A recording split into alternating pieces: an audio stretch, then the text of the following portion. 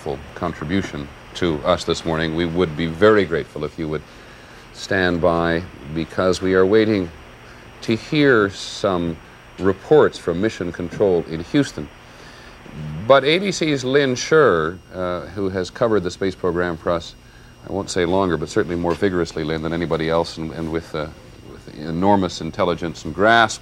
You knew these people very well on a human basis. Senator Garn said something this morning that was terribly interesting. He said everybody has the feeling that the program is so safe. Is there an anxiety level for people?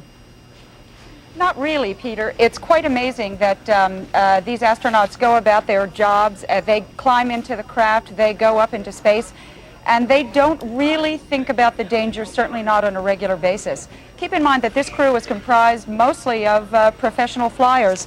Dick Scobie, Mike Smith, Ellison Onizuka, Ron McNair. These guys have been pilots for most of their lives.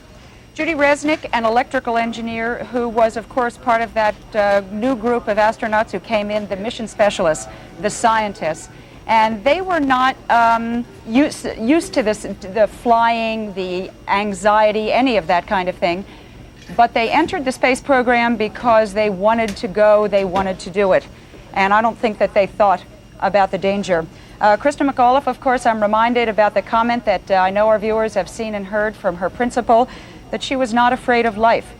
She liked new challenges, and that's why she wanted to go. And Greg Jarvis, part of another new class of Space Shuttle passengers, participants, a payload specialist. He was there because Hughes Aircraft had an experiment and he was going to be working it for them.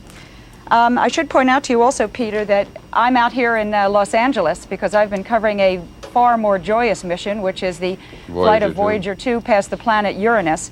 And as a matter of fact, you talk about the routineness of the space shuttle flight. Most of the reporters who regularly cover the space shuttle missions are out here because the space shuttle had, in fact, become so routine that the Voyager mission was, in a way, far more unique. Lynn, it has been a great shock. Please stand by for just a second. I just want to do a little bit of reporting here that Rockwell International, which is the shuttle manufacturers, had no comment yet on this. There is going to be a news conference given by the space agency, NASA, at 3 o'clock. It'll be held at Cape Canaveral. John Glenn, 5. Lynn was going on a little bit there about the people who had flown. Then let me ask you about the 3 who had not flown before. They're Mike Smith, Greg Jarvis, and Krista McAuliffe. Do they go easily into this or not? Oh, sure.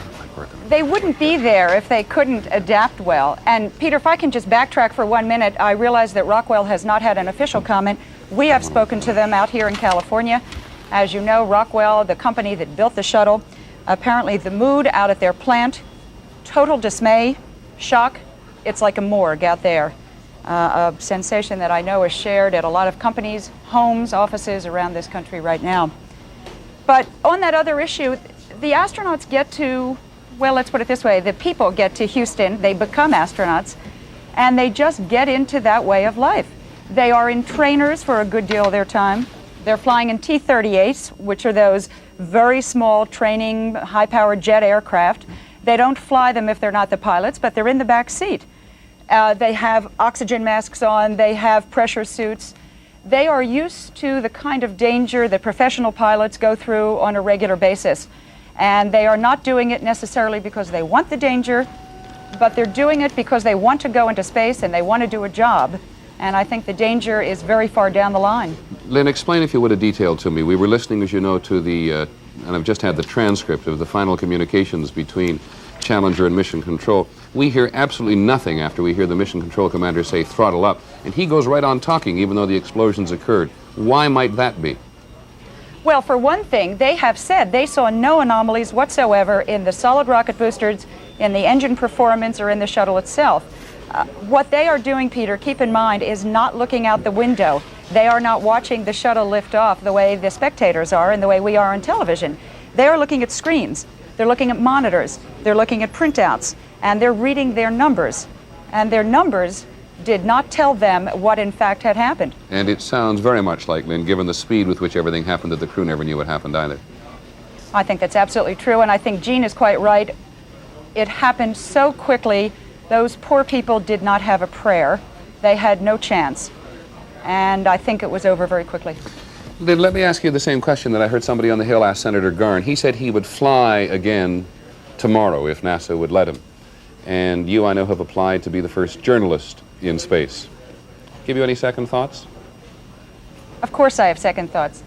By the same token, I think that it is the spirit of people who keep on going after accidents, after they're cleared up, after the reasons are understood, that has made this country wonderful. I think that if the first pioneers gave up when the first covered wagons were attacked, the West never would have been settled.